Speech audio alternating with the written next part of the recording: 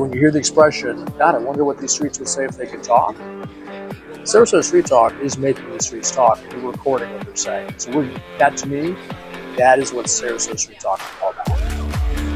Sarasota Street Talk is to introduce people of the surroundings. We're literally right now, we're downtown Sarasota, and we hear people all around us telling different stories. Those are the streets talking.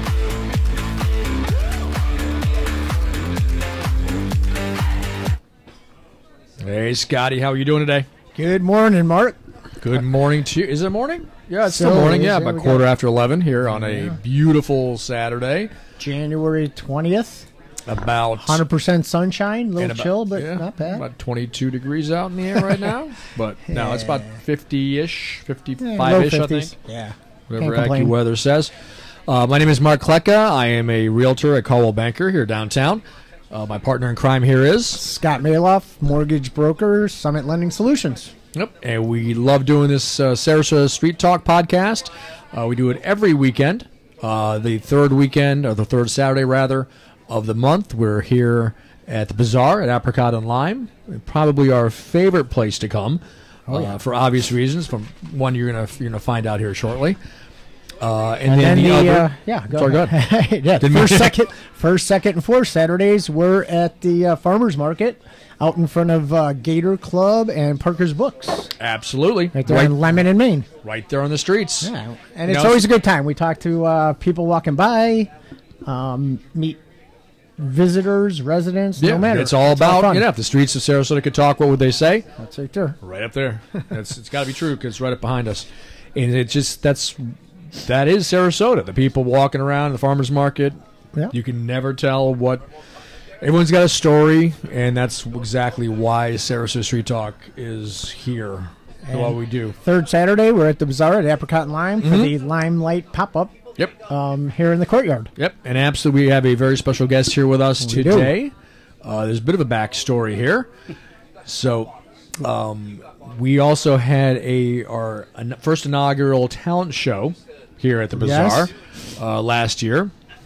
And this gentleman right here was our grand winner. He was. Yes. So, Jason, introduce yourself. Please introduce yourself, and we'll take it from there. My name's Jason Bender. I'm from Pennsylvania. Yep, bring it right up on you. Closer here. Yep. Really rock star close. All right. Yeah. Rock star close. So, Jason Bender. Yes, Jason Bender. I've been down here, 2-3 years. I have some cousins that live down the area, and I thought I'd try seeing what I could do with music. Mm-hmm. And you've done quite a bit with music. Yes, you have. It's doing good. Yeah. Good start. And we've heard your story, but not on the podcast, right? So if you could kind of give us a little background, your services to our country, and then how you got into the guitar creation world. Yeah. Well, I mean, we're right up close. Yep. After high school, I was like, I want to work on airplanes. My father was a auto mechanic, but I was like, I want to work on airplanes. So I tried getting in some schools down here, actually, like Embry-Riddle, but I didn't have the correct courses to get in at the time. So I was like, well, I'll join the Air Force, and next best thing for the most part. And signed up, did my duty in Lackland, Texas, the basic, and then came back, and they're like, well, we're sending you to the South Pacific, Guam, 15 months. You can't, bring anybody. You can't. It was a remote tour, they consider it. And I was like, man, I'm going to go nuts a little bit if I don't, I'm kind of like an introvert as it is, and then like being like that, it was just like, oh man, I need a hobby of some sort. So at the time, my brother, he had guitars laying around, electric guitars, and he'd goof around on them once in a while, and I was like, this might be something to get into. And I picked it up, and I was better than him in like a month, and he was upset. Was he an older brother? Yeah. So that's even more insult to injury. Yeah. So a little close to the mic. So once I kind of figured out that my hands kind of worked pretty well on the instrument, it was just a matter of learning the different theories and chords and structures and and playing by ear, you know, for the first however many years I did. And, yeah, you're pretty much self-taught too. Right? Yeah, for the most part. I mean, you watch videos and you talk to other people. Much later in life, after the military, I went to community college, and I was going to be like a math, psychology kind of guy, so I was doing that stuff. But then when I transferred to Kutztown University, I was still kind of like on the edge of, you know, teaching or whatever. But then they're like, we have a music program. And I was like, they just started it, you know, and I was like playing in bands then, you know, and so I was like, oh, you know, this might be the thing to do. Yeah. And it kind of reinforced all I needed to learn, you know, piano, you know, and then translating it to guitar.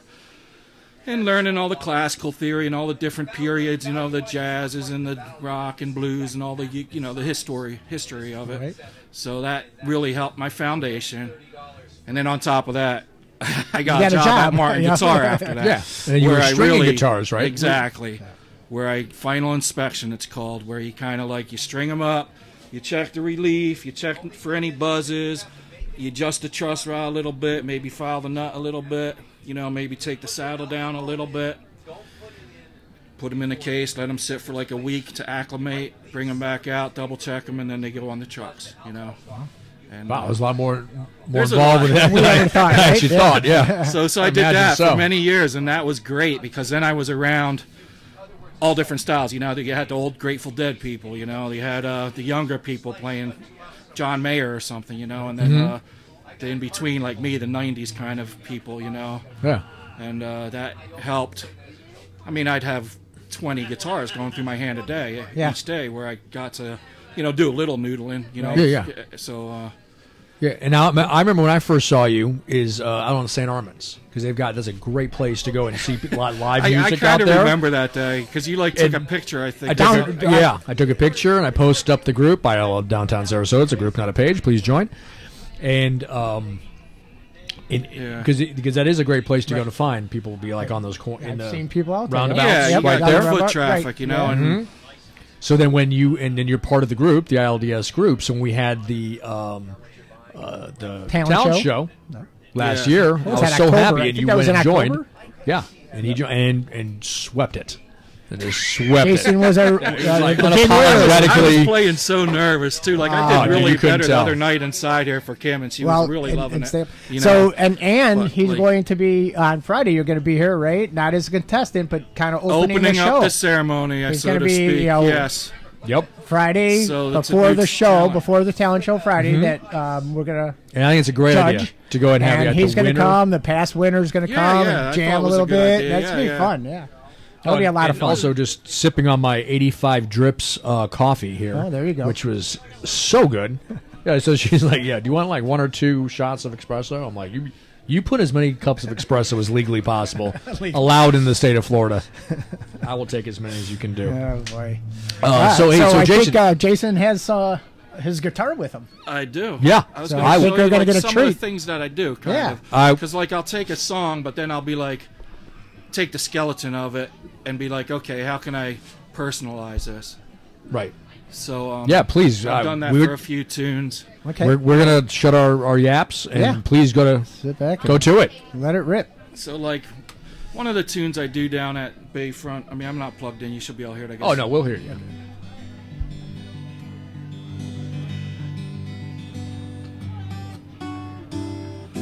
So like, I took like the Beatles, Blackbird, and I was like, this is such a beautiful chord progression. I should elongate it basically and kind of make it more finger style, more acoustic and all that. So the regular Blackbird's like.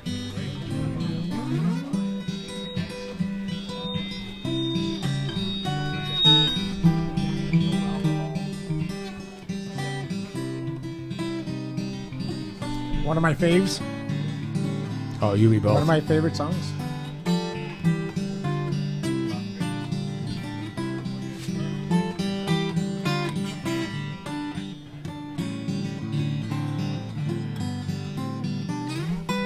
So that's how it is by McCartney, you know. Right. And then I was like, I'm going to make it so I can so all these walkers at the park can enjoy it for a longer time than that short little 3 minutes that it is or whatever, you know. Right. So I applied Travis picking to it, and I was like.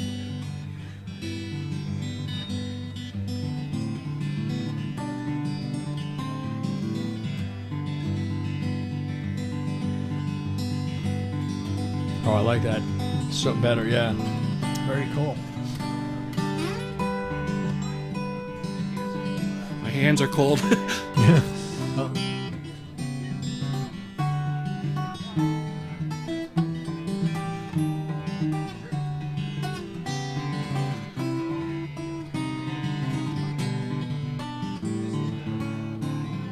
Little sloppy, but No, it's cool. No, it's good. Really And it actually is cold out. Like, so it takes some time. Takes some time to get your phalanges to warm up. You know. But that's what I did with that one. That's cool. So I like it. It made it longer. It made it more pleasing, I think. Kind of Sure. like just for hanging out. I'm going to go ahead and I'm going to probably say. Do you know how to play Radiohead Creep? You said that, and after you said that long ago, I did learn it a little. Oh, did you? But I forgot it. Oh, okay. I don't. That's not in my bag. Yeah, so. no worries. But what is?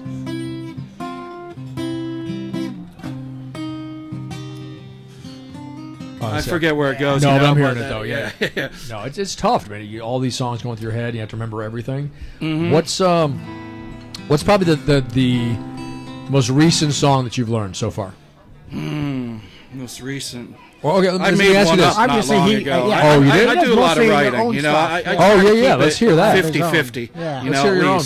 So this one I kind of dug that I made up not long ago, and I kind of refined. It's nothing fancy, but I layer it with my looper, and then it becomes fancy. I put a little bit of harmonics in, different chord things, and then different melodies. And you were doing that the other night or the other day here when you were playing, right? 'Cause Yeah. you came by here. Was it I missed that Wednesday? day, No, yeah. you were here. No. Yeah, Thursday. No, Thursday. I was here on a Thursday. It was you, me, and Raphael. Oh, yeah. We sat out Yeah, here. you, him, and another guy. Yeah. So this is one like.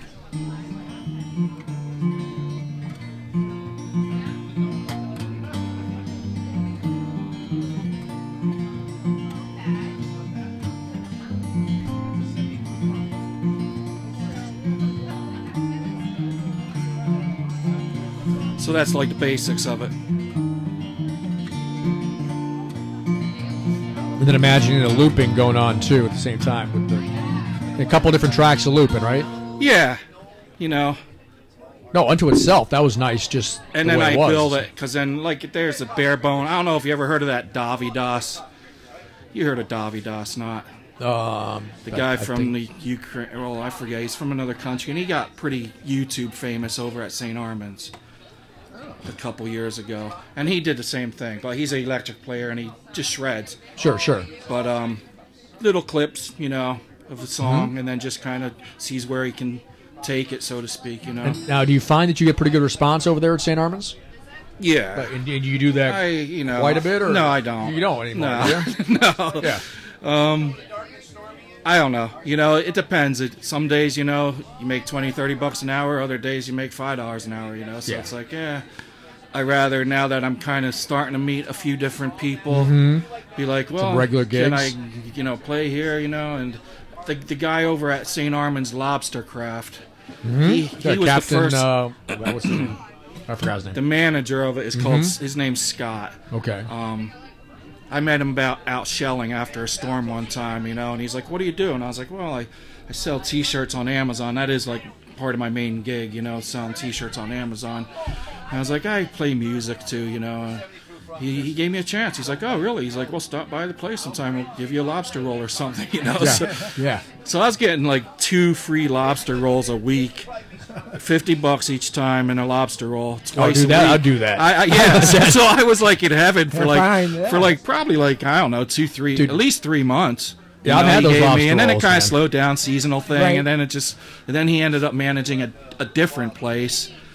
But that's kind of how I got out at St. Armand's, and then I was like, you know what, I can just. That's at the end. That's not at the circle part. So I was like, I can just go by the circle and probably just get just as much money. Right. And people, it's nice, when people come up to you and be like, I really like it at the Marina Jack because I'm not looking for money, I'm just playing. I do need to eventually look for jobs like this, It's nice to have some. But just playing there and having the people walk up that are walking their dogs and say, it's nice to have this here, so it's like, okay, sweet, I appreciate it, and Now you're mentioning that you're doing more gigs out now. Like, yeah, so like well, Kim hooked me up. You know, Kim hooks everybody up.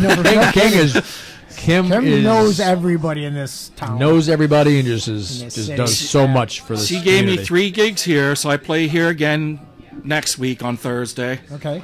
And then she forwarded my information to Sun King Brewery. Oh, nice, yeah. Sun King.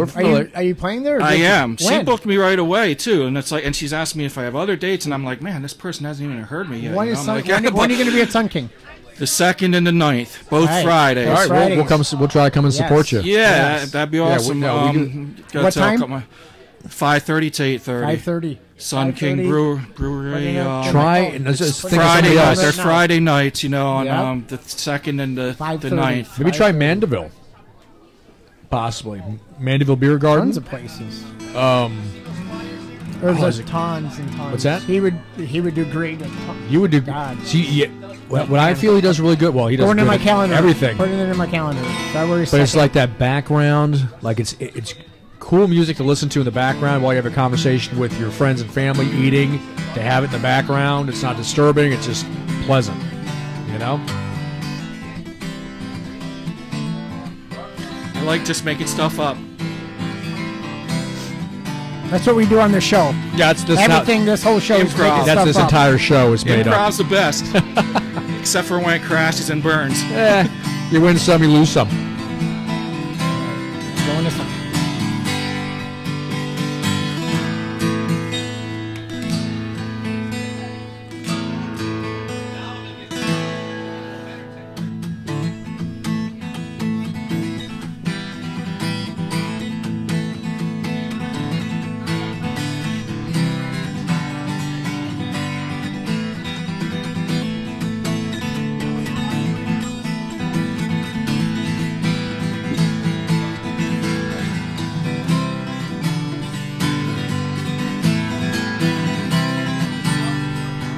Fingers are warming up.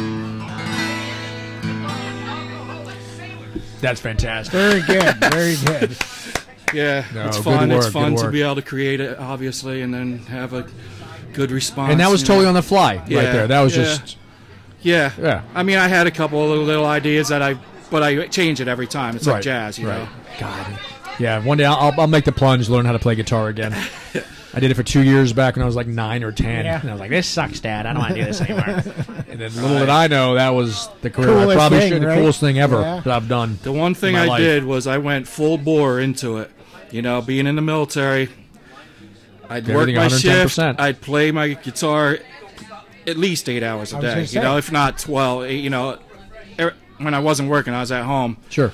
And I remember, like, I had these weird ideas of how I could get better. And, like, one of them was, like, sleeping with the guitar, you know? And I was like, I get it. I'm just going to, you know, it was electric, so it wasn't so bulky. Right. Yeah. I was like, I'm going to sleep with it. You know, I'm just going to have it in my bed That's with like me. Full Metal Jacket. So I kind of like this is your weapon. Yeah, this weapon is mine. There's no other weapon like it. I thought it would give me more, you know, subconscious kind of how everything feels and stuff, you know? Yeah. And then I was playing so much, and, like, one of my fingers started bleeding, and I started celebrating. I'm like, yeah. All right, we're getting somewhere. So I taped that finger and I used my other 3 fingers, and I was in the military full of testosterone, ready to, you know, ready to. That's dig in. like the famous soccer players. You know, like if you really you go all day with a soccer ball, right. Like you live with it. Like you like Pele or whatever. It's like an extension of your foot, and then that's how you get good, man. That's how you have it 110%. All right, man. Cool. That's fantastic, man. Yes, hey, as always, man. Thank you so much. I'm so glad we got to meet you. Appreciate Thank you so much for being part of it. Also, helping me out while I'm kind of by myself. Of course. And, you know, if you're downtown on any Saturday other than the third Saturday, we're at the farmers market. You come and sit and talk to us. Yeah, and play. And also we'll have you play down in front of Gator. If you want to have I stopped in that one time. Yeah. It was the end of the day, and it was really hot, and I was sweating, and I was waiting, and I came in and played a little bit. I remember. Was I gone, maybe? I don't know. You might have been. Yeah, I think I was out of town, maybe. It was another guy. It was. Yeah, this was Matt. Yeah. So, but not quite as funny as me, though. But he's more intelligent, intellectual, and better looking. And he's better looking. He's better looking, and he's smarter. Boy, like you so much. I don't know. No, but if we're ever there too, like talk to us. But also, we'll sit back for 10, 15 minutes and just because take that advantage. Yeah, to be able to have the people listen to you at the farmers' and just jam, and we'll be quiet. And I'm good with that. I appreciate those opportunities. All right, cool. All right. Jason, so thanks. And also, anybody that wants to see this, every one of these episodes is going to be on tomorrow up on our podcast up on YouTube. So our tent is just riddled with QR codes. So if you go by and just snap one of the QR codes, it goes right to our YouTube channel and smash that subscribe button. Get to see and you get to see Jason and everybody else. And get to see Mark eat dog treats. I ate dog treats just a little while ago, and not only did I eat it a little while ago, I actually went off and proactively purchased another container to eat on my own. Right. They're so good. This is we're from Bo's Bowls. Fantastic. You should go and eat this. All right, that's a segue into a break. That's a segue into a break, yeah. Because I'm taking Siesta Key rum. Okay. All right. So make your choices. Make your choices and see you in a little bit. Thank you, Jason. Thank you, guys. That was fun. Appreciate it. Take care. Bye-bye.